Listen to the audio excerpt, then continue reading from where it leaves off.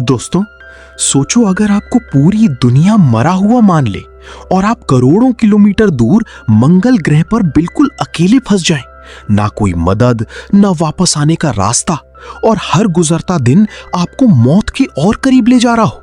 तो आज हम एक ऐसा ही मूवी को साथ में देखने वाले हैं। तो चलो स्टार्ट करते हैं।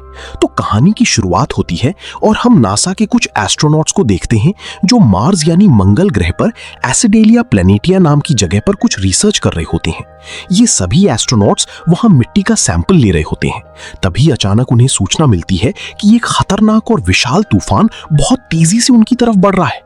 ये मैसेज देखते ही जॉनसन ने तुरंत कमांडर और बाकी टीम को हब के अंदर बुला लिया, जहां उन्हें पता चला कि वो तूफान 86,000 न्यूटन की बल से उनके एमईवी से टकराने वाला है।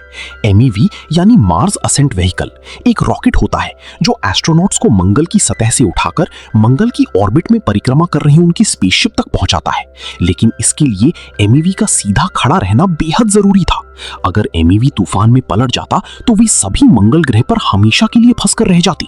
मामला इतना गंभीर था कि सोचने के लिए वक्त बहुत कम था। इसलिए कमांडर ने तुरंत मिशन रद्द करने और पृथ्वी पर वापस लौटने का फैसला किया। इसके बाद वो अपनी टीम को अपने पीछे पीछे एमईवी की ओर लेकर बढ़ने लगी। लेकिन बदकिस्मती से तब तक तूफान अपना भयंकर रूप ले चुका था और हालात लगातार बद से बदतर होती जा रही थी। कमांडर ने जैसे ही हब का एयरलॉक खोला, उसी क्षण तेज तूफानी हवा का जोरदार झोंका अंदर घुस आया और उनके कदम डगमगा गए। लेकिन कमांडर ने किसी तरह खुद को संभाला और अपनी टीम को साथ लेकर एमईवी की ओर बढ़ने लगी। वे पांचों अंतरिक्ष यात्री अभी आधे रास्ते ही पहुंची थी कि तभी मार्क वॉटनी नाम के एक एस्ट्रोनॉट से उनके हब का टूटा हुआ एंटीना आकर जोर से टकरा गया, जिससे मार्क किसी तिनके की तरह हवा में उड़ता हुआ उस भयंकर तूफान में कहीं गुम हो गया। इतने में ही मार्टिनेज को अपने कंप्यूटर पर मार्क के स्पेस सूट से ऑक्सीजन लीक होने का सिग्नल मिला, जिसे देखकर मार्क के साथियों में खलबली मच गई। अगर मार्क के स्पेस सूट की सारी ऑक्सीजन बाहर निकल गई तो वो कुछ ही सेकंड में मारा जाएगा। ये जानने के बाद कमांडर और उसकी टीम अपनी पूरी जान लगाकर मार्क को ढूंढने में जुट गए। लेकिन उस भयंकर तूफान में एक दूसरे को देख पाना भी लगभग नामुमकिन था। वे सिर्फ सिग्नल की मदद से ही एक दूसरे से जुड़े हुए थे और मार्क से तो उनका संपर्क पूरी तरह टूट चुका था। आखिरकार वे मार्क को ढूंढने में नाकाम रहे। उधर दूसरी ओर एमएवी लगातार झुकता जा रहा था। कुछ पल के लिए कमांडर सन्न रह गई, लेकिन वो जानती थी कि एक के लिए बाकियों की जान दांव पर नहीं लगाई जा सकती। इसलिए बेक ने यह मान लिया कि बिना ऑक्सीजन के मार्क अब तक इस दुनिया से जा चुका होगा। ये सुनकर कमांडर भी आंखों में आंसू लिए एमएवी पर लौट आई। इससे पहले कि एमएवी पूरी तरह पलट जाता, कमांडर ने उसे लॉन्च करने का आदेश दे दिया और वे सभी अपने दिल में मार्क की मौत का बोझ लिए पृथ्वी की ओर रवाना हो गए। लेकिन अगली सुबह जब मंगल ग्रह पर आया भयानक तूफान शांत हो जाता है, तब पता चलता है कि मार्क वॉटनी अभी भी जिंदा है। उस एंटीना का तार उसकी सूट को चीरते हुए उसके शरीर के अंदर घुस गया था, लेकिन खून और उस तार ने मिलकर उसके सूट का प्रेशर स्थिर रखा और ऑक्सीजन को लीक होने से बचा लिया, जिसकी वजह से उसकी जान बच गई। जब उसकी आंख खुलती है तो वो खुद को हब से बहुत दूर बिल्कुल अकेला पाता है। वो समझ गया था कि बाकी सभी तूफान से बचने के लिए यहां से कल रात ही निकल गए होंगे। मार्क ने उस रॉड को निकालने की बेवकूफी नहीं की, बल्कि उसे एंटीना डिश से अलग कर दिया और दर्द सहते हुए किसी तरह हब तक पहुंच गया। हब के अंदर हवा का दबाव सामान्य था। मार्क ने तुरंत अपना स्पेस सूट उतारकर फेंक दिया और एक झटके में उस रॉड को अपनी पीठ से खींचकर बाहर निकाल दिया। उसकी दर्दनाक चीख पूरे हब में गूंज उठी, लेकिन एंटीना का एक छोटा टुकड़ा अब भी उसके पीठ में फंसा हुआ था। मार्क ने फर्स्ट एड किट की मदद से किसी तरह उस टुकड़े को भी बाहर निकाला और स्टीपलर से अपने जख्म पर टांके लगा लिए। उस असहनीय दर्द ने मार्क के दिमाग को झकझोर कर रख दिया था, लेकिन ये तो बस शुरुआत थी। मार्क के लिए मुसीबतों का असली सिलसिला अब शुरू होने वाला था, क्योंकि वो मंगल ग्रह के बीहड़ रेगिस्तान में बिल्कुल अकेला फंस चुका था। जिस डिश से मार्क टकराया था वो कम्युनिकेशन सैटेलाइट डिश थी, जो अब पूरी तरह नष्ट हो चुकी थी। इस वजह से मार्क ना तो अपने साथियों से संपर्क कर सकता था और ना ही नासा से। और अगर किस्मत से उसका संपर्क नासा से हो भी जाता तो मंगल ग्रह तक कोई भी मदद पहुंचाने में नासा को कम से कम 4 साल का समय लगेगा। और इस वक्त मार्क जिस हब में खुद को सुरक्षित महसूस कर रहा था, उसे सिर्फ 31 दिन तक टिकने के लिए बनाया गया था। अगर उससे पहले ऑक्सीजन मशीन खराब हो जाती है तो मार्क दम घुटने से मर जाएगा। अगर वाटर रिक्लेमर यानी पानी साफ करने वाली मशीन खराब हो जाती है तो वो प्यास से मर जाएगा। लेकिन अगर किसी चमत्कार से हब ज्यादा दिन तक टिक भी जाता है और कोई दुर्घटना भी नहीं होती, तब भी मार्क के पास इतना खाना नहीं है कि वो 4 साल तक जिंदा रह सके। अब हर हाल में मार्क का मरना तय ही लग रहा था। ये सोचकर वो मायूस हो गया। उसने ये सारी बातें अपने कंप्यूटर जर्नल में रिकॉर्ड की और आखिरकार मौत के इंतजार में एक जगह बैठ गया। अगले 2 दिनों तक वहां तूफान का कहर जारी रहा। इस बीच मार्क को हर पल मौत का खौफ सताता रहा। वो अब समझ चुका था कि उसका यहां मरना तय है, क्योंकि उसके पास पर्याप्त मात्रा में खाना और पानी नहीं है और ना ही नासा से संपर्क करने का कोई तरीका।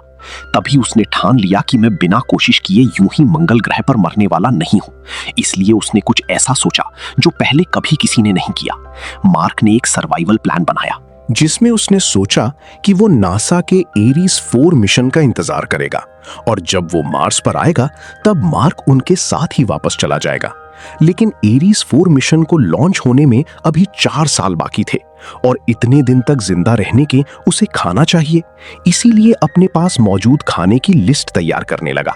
मार्क और उसके साथियों का खाना मिलाकर उसके पास केवल इतना ही खाना बचा था जिसे वो लगभग 1 साल तक ही चला सकता था, पर उसे तो 4 साल तक सरवाइव करना था। ये देखकर मार्क को कुछ समझ में नहीं आ रहा था कि अब करें तो करें क्या। तभी उसकी नजर आलू पर जाती है और उसके दिमाग में एक आइडिया आता है। इसीलिए वो एक बड़ा फैसला लेता है कि वो मंगल ग्रह की इस बंजर जमीन पर खेती शुरू करेगा।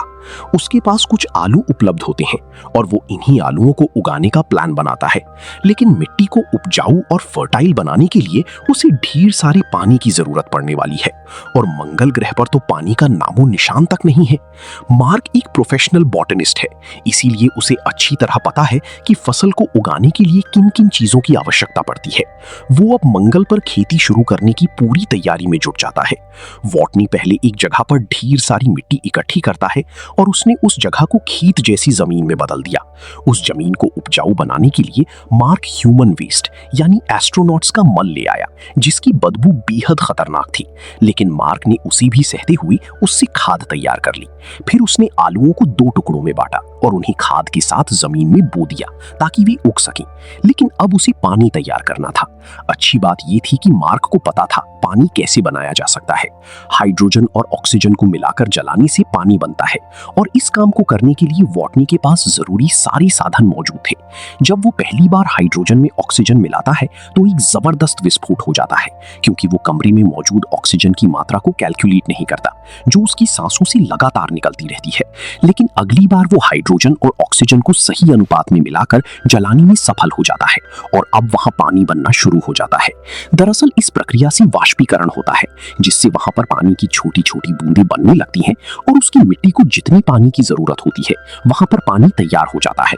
और कुछ दिनों के बाद वहां पर पहला पौधा अंकुरित होता है, जिसे देखकर मार्क को बहुत ज्यादा खुशी मिलती है। वहीं दूसरी तरफ पृथ्वी पर नासा ने मीडिया को यह बता दिया कि मार्क वॉटनी अब इस दुनिया में नहीं रहे। पूरी दुनिया में यह खबर आग की तरह फैल गई और उसका अंतिम संस्कार भी कर दिया गया। इसके बाद अगले दिन विंसेंट को दिखाया जाता है, जो नासा की कार्यालय पहुंचकर नासा की डायरेक्टर से सैटेलाइट को मिशन एरीज 3 की तरफ मोड़ने को कहती हैं। लेकिन डायरेक्टर टेडी उन्हें ऐसा करने से मना कर देते हैं, क्योंकि अगर उन्होंने ऐसा किया तो मार्क वॉटनी की लाश पूरी दुनिया के सामने दिखाई पड़ सकती थी। इससे नासा की इमेज खराब हो सकती थी और आने वाले मिशंस के लिए फंड जुटाने में भी मुश्किलें आ सकती थीं। लेकिन विंसेंट हार मानने वाले नहीं थे। उन्होंने एरीज 3 मिशन एरिया के कोऑर्डिनेट्स यानी मिंडी पार्क को भेजा। मिंडी एक सैटेलाइट एक्सपर्ट है। जब सैटेलाइट कैमरा उनके बताए कोऑर्डिनेट्स की तरफ किया तो मिंडी हैरान रह गई। वो देखती है कि वहां पर उनके जो इक्विपमेंट थे वे एक जगह से दूसरी जगह शिफ्ट किए गए हैं। साथ ही रोवर भी अपनी जगह से हटा दिया गया था। ये देखकर उसे यकीन हो जाता है कि मार्क अभी भी जिंदा है। वो तुरंत मार्स प्रोग्राम के हेड विंसेंट को बुलाती है और पूरी हालत बताती है। विंसेंट ये जानकारी नासा के डायरेक्टर टेडी सैंडर्स को भी बता देते हैं। डायरेक्टर इसे ये कहकर टालने की कोशिश करते हैं कि शायद तूफान की वजह से ऐसा हुआ होगा, लेकिन विंसेंट उसे बताता है कि सोलर पैनल्स को भी साफ किया गया है। इसे देखकर डायरेक्टर को भी यकीन हो जाता है कि मार्क मरा नहीं है और अभी जिंदा है। ये खबर उन्हें उलझन में डाल देती है, क्योंकि मार्क की मौत की खबर पूरी दुनिया में फैल चुकी है और उसका अंतिम संस्कार भी हो चुका है। अब नासा किस मुंह से मीडिया मीडिया के सामने ये कहेगा कि मार्क वॉटनी अभी भी जिंदा है, तब वे सभी लोग ये फैसला करते हैं कि इस खबर को मीडिया को बता देंगे। लेकिन हर्मीज में पृथ्वी पर आ रहे बाकी क्रू को इसकी जानकारी नहीं दी जाएगी, ताकि ये सुनकर उन्हें दुख ना हो और वो इस गिल्ट में ना रहें कि उन्होंने मार्क को मंगल पर मरने के लिए अकेला छोड़ दिया है। उधर मार्क को अब मंगल ग्रह पर फंसे 70 दिन बीत चुके थे। अब तक उसने खाने और पानी का बंदोबस्त तो कर लिया था, पर अब उसे मंगल ग्रह से निकलने की प्लानिंग बनानी थी। मार्क को यह बात अच्छी तरह पता था कि नासा का अगला एरीज 4 मिशन अब से ठीक 4 साल बाद शिया पर्ली क्रेटर पर लैंड करेगा। लेकिन समस्या यह थी कि उसकी वर्तमान लोकेशन से लगभग 3200 किलोमीटर की दूरी पर थी। मंगल से जीवित निकलने का अब उसके पास यही एक रास्ता था कि उसे किसी तरह 4 साल बाद उस स्थान पर पहुंचना होगा। मार्क ने कैलकुलेशन की कि वहां तक पहुंचने में उसे लगभग 50 दिन का समय लगेगा। उसने फौरन अपनी तैयारियां शुरू कर दी। उसके पास एक रोवर था जो चलने की हालत में नहीं था, लेकिन मार्क ने अपना साइंटिफिक दिमाग लगाया। उसने खराब रोवर के जरूरी पार्ट्स निकालकर दूसरे वर्किंग रोवर में फिट कर दिए। इस मॉडिफिकेशन के बाद अब उसका रोवर इतनी लंबी दूरी का सफर तय करने के काबिल बन चुका था। लेकिन अब उसके सामने एक और नई समस्या थी। क्या थी वो समस्या? और क्या मार्क सच में मंगल से जिंदा वापस लौट पाएगा?